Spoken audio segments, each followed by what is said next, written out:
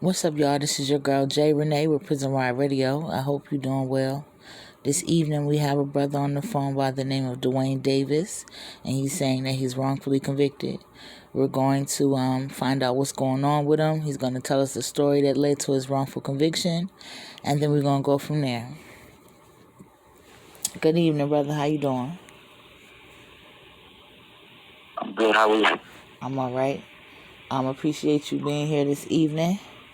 We're gonna jump right in so we can maximize the time that we have, all right? Okay, I got you. Okay. All right, so tell the people a little bit about yourself and where you from. Okay, so my name is Dwayne Davis. I'm originally from Atlantic City, New Jersey. I'm locked up right now currently in North Carolina. I'm 39 years old. I was born in February, so I'll turn 40 in about 2 months. I'm the second child, 5 children, the second oldest boy. I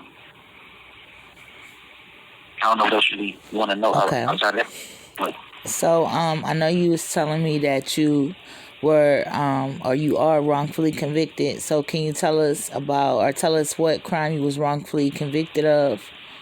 And it's in the state of North Carolina. You answered that, but what is the crime?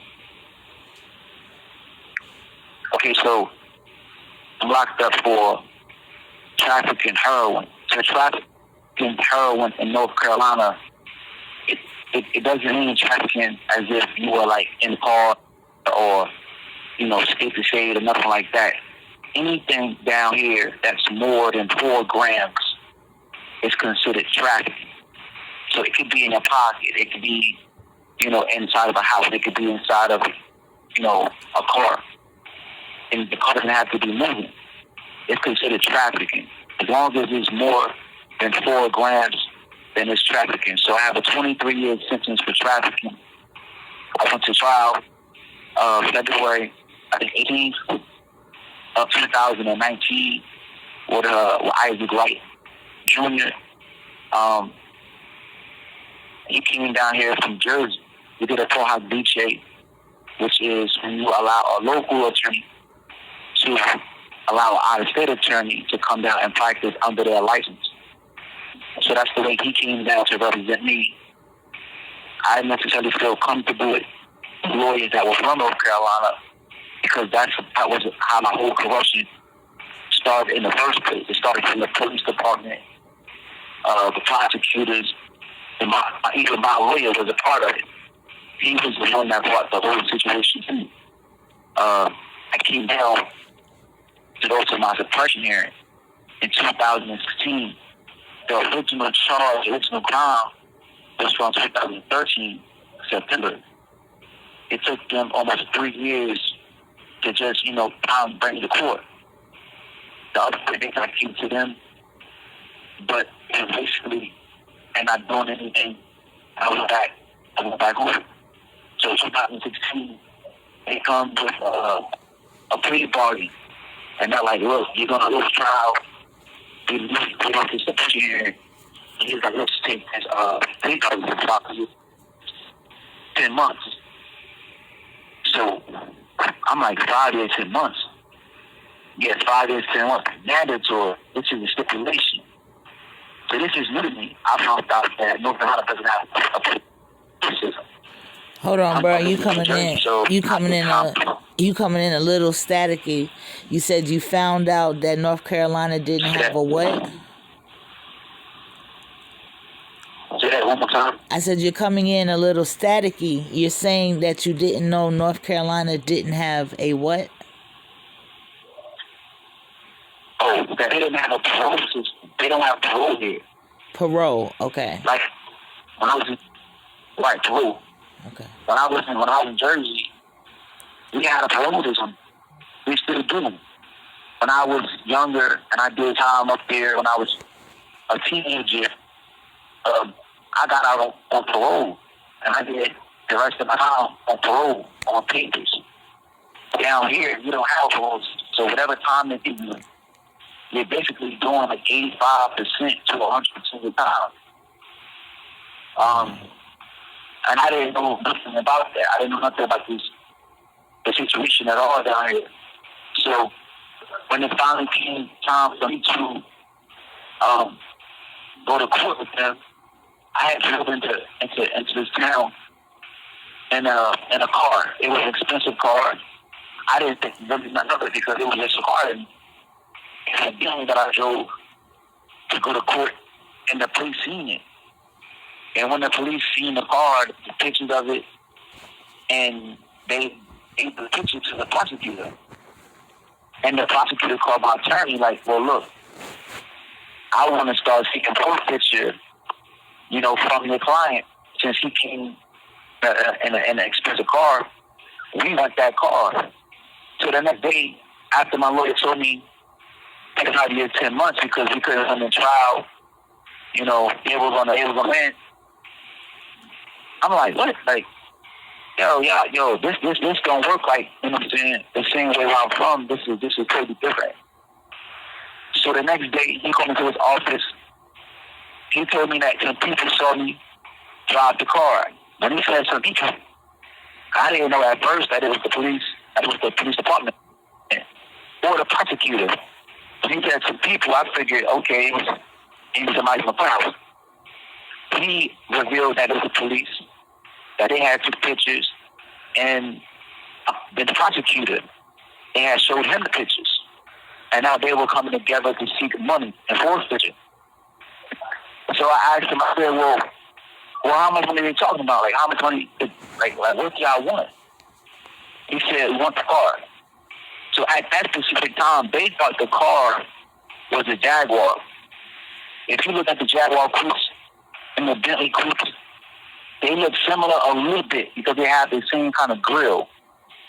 So I guess they felt like it was a Jaguar. So I didn't tell them it was a Bentley, but they thought it was a Jaguar. So they said, well, we want that car, and we want $150,000 to make this case go away. Now, the case is bogus anyway. One, somebody else called the police that they were assaulted. It was a female. She was at my grandmother's house with my little cousin. Her and my little cousin got into an argument, and he just shot her up. She called the cops and said, well, there's drugs and guns inside of that house. I wasn't even in the house. So when they come to the house, they come knocking. My uncle answered the door. They just walked in. No search warrant, no nothing. They only came for so-called drugs was when the girl mentioned it to them. The original complaint wasn't for drugs. It wasn't like they had any type of surveillance or nothing. The girl felt like she was attacked by my cousin. They came to the house. They came straight in the door. I'm on the phone at somebody else's house. So when they come in and lock them up, they come and say, well, where am I at? They included me in it. Well, where is he at? So somebody told them, well, he's around the corner. I come outside. I just come straight out. I just come straight out. So I just come straight out. I came straight out from the house. I ain't get a police no type of friction or nothing. From there, they locked me up, took me to the police department. That's when the officer, the lieutenant, he told me, well, if you don't basically take responsibility, if somebody doesn't take responsibility, you have 60 seconds remaining. I'm going to go back and lock your grandmother up. So that being my grandmother, I'm like, yo, listen, whatever happened over there, I just take responsibility for it. I figure I'm going to recant my statement when I get out. I'm going to prove and show that I had nothing to do with it. But for right now, you're not going to lock my grandmother up. That's out. All right. So I'm like, well, I'm not letting my grandmother get locked up for none of this. I'll take the weight right now and get out and prove my innocence or whatever. So I do that. And when I do that, I tell the cop, look, I take responsibility for what happened over there. I didn't know what they found from somebody else. So I just said, look, I just take responsibility for whatever went on. I just take responsibility. That's my grandma. So when I write that statement down, the lieutenant, at that time he was a sergeant. He became a lieutenant by the time we went to trial. But at that specific time, he was considered Sergeant Collier. He wasn't Lieutenant Collier. So I took the charge right there. I gave the confession to him that I take responsibility. And then he goes, again, I don't know where he went. He came back like a couple minutes later. He said, that's not enough. That's not a confession. I need you to write some more. I'm like, wait, what? He like, well, now you have to write. What do you take the responsibility for? I said, okay, well, I don't know what was in there, so what was in it? When he tell me, like, he said, look, it's either that, or I go lock up everybody at the house. All right, come on. I'm thinking this is like Jersey down here. I'm not thinking this is like, that I'm lynching myself. I'm just thinking that I'm telling you something right now because of the situation. This is restricted, but they're going to put this all together. This isn't mine, so I'm going to figure this out. I do that. I tell you, when you tell me to write down I write that down. He let everybody else go, as far as like my grandmother, my cousin. He let everybody else go. So I get out on bond. A couple days later, I'm out from 2013 until 2019 when I go to trial. Now, why does the case take so long? Why does it take so long? So from 13, 16, nothing goes on except I came back to court a couple times. 16 is when I come down for the suppression hearing. I lose the suppression hearing. My lawyer, whose name is David Waters, he's from North Carolina, he knew everything from the beginning. From the moment I got locked up, he knew. Now, how did I know that? Was when I'm in the county jail, my sister comes and sees me. She bought me some underwear and stuff like that. So she's like, well, look, I saw this lawyer outside, and he said to me, if your brother wants to get out of jail, he needs me. So I'm like, well, who is he? Like, how do we even know him? She said, I don't know, but that's what he said, and he gave me his card. So it's kind of like they were plotting it the whole time, but at this specific time, I didn't know. So I said, okay, well, whoever he is, the lawyer, tell him to come see me. He came to see me in the county. I explained to him what happened. He said, okay, give me $2,000 to retain me. I'll get you a bail reduction. I get the bail reduction. Okay, this is how I met my attorney. So now here comes 2016. Between that time, like I said, I was in the court, nothing was happening. At that specific time, 2014, 15, I was in Las Vegas boxing up with Mayweather's gym. So I'll come back and forth to the court. That was it. Now 16 becomes this suppression motion. He suppresses the evidence, but he never suppressed the statement. Why didn't he suppress the statement? It was because he knew that he was going to have to put that cop on the stand, which was the sergeant at the time, Sergeant Collier. Now, there also was another officer who said that she found the drugs, Officer Morris. She wasn't a police officer in Vance County anymore. She had to resign. So she ended up in Fayetteville. Now, they know this already. I don't know. They know this. So the reason why they don't bring up the statement, the motion to suppress the statement, which is the only evidence that they said that they had against it, they leave the motion to suppress the statement out. They have nothing else connected to nothing except this statement. They leave that out on purpose. So we lose the suppression motion. This is all 16. I look at the suppression motion. I go to his office.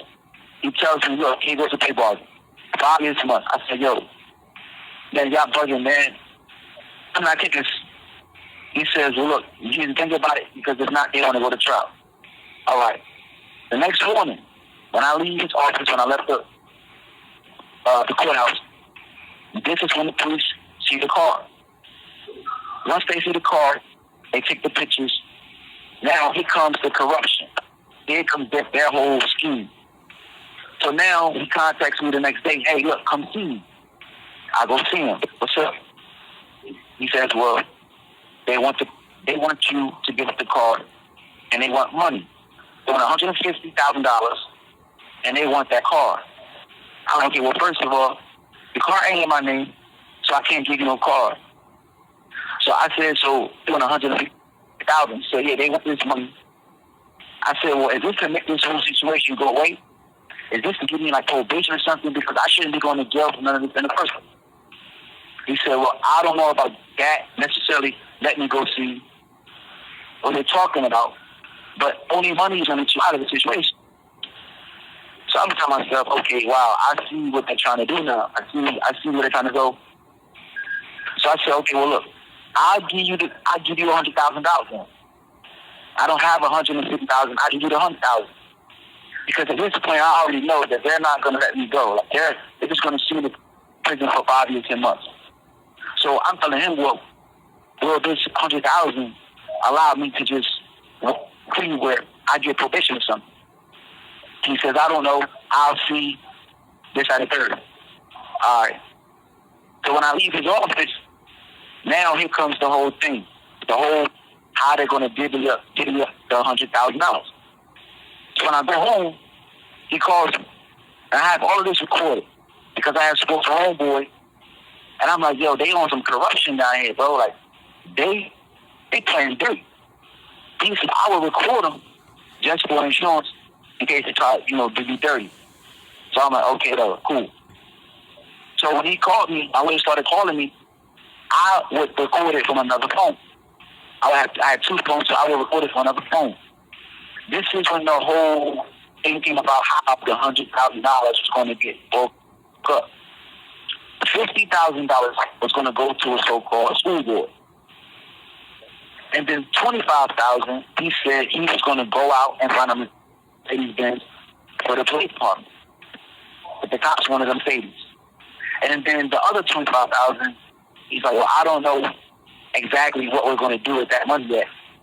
But that's how we're going to, give up this $100,000. I have to come down to North Carolina, go to a dealership with him where he found the car at. He found the car at a used lot. Come with me to a dealership. Put the car in your name. We're going to make this car seem as if it came from drug money. Now, this money came from a business account. It came from a corporate business account that I had ties to. So he says, well, look, we're going to make this seem like it came from drug proceeds. That's the only way that is going to be able to be legally done. You're going to put the car in your name. Now, after you take this plea bargain for 2 years, then that's when we're going to take the car and you're going to turn over all of this other stuff. So I'm like, wait, hold up, man, what? So I got to still go to prison for 2 years. You're like, yeah, you still have to go to prison. They only going to come down 3 years to change. And you have all of this documented, right? Say what? You had all of this documented, correct? I didn't hear you. What you You say? have this documented. You say you recorded this stuff, correct? Yeah. So all of this is going to court, and then this is a part of my trial. So everything that I'm telling you is public record. Like it's in black and white, so nobody can get around it. Not only is it recorded, it's in black and white because Isaac Wright Jr. put them on the stand on my trial about the same exact thing that I'm telling you, and they all admitted that that's what happened. That they told them to give the money. We went out and bought the car. We went out and found the car and buy it in his name. Okay. So when I was supposed to do all this, we went to the dealership, found the car.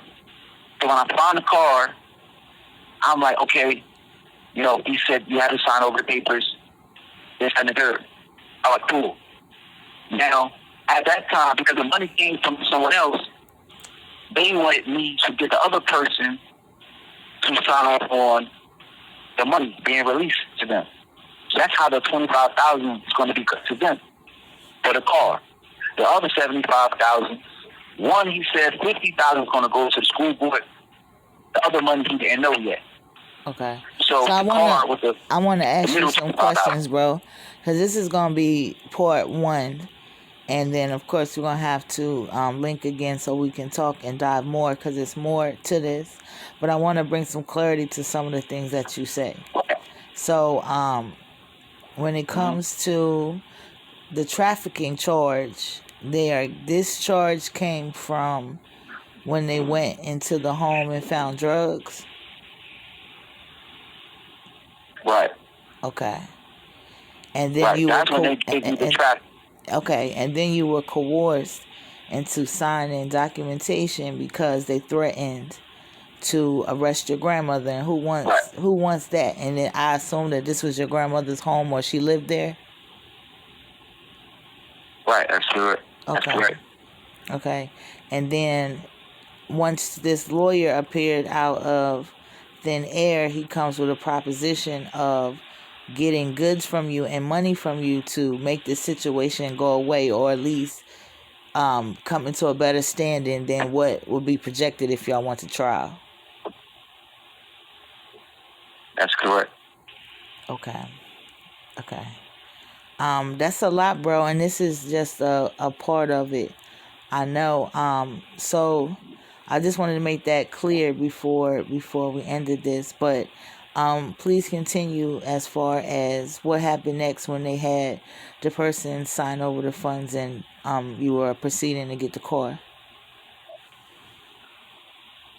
Okay, say that one more time. I didn't hear the last part. So what happened? Did you ever purchase the car? And if so, what happened after that? Okay, so when I go to the dealership with him, I put the car in my name. I put everything in my name. Now they have to get the release from the other person to let the funds go because we had to put $100,000 into my attorney's trust account. That's how he was able to get the money. So we had already wired in the money. He had already had it in the account for some time. And then the bar transaction went through. The only thing that was left was turned over the tower, the paperwork for the money to be taken out.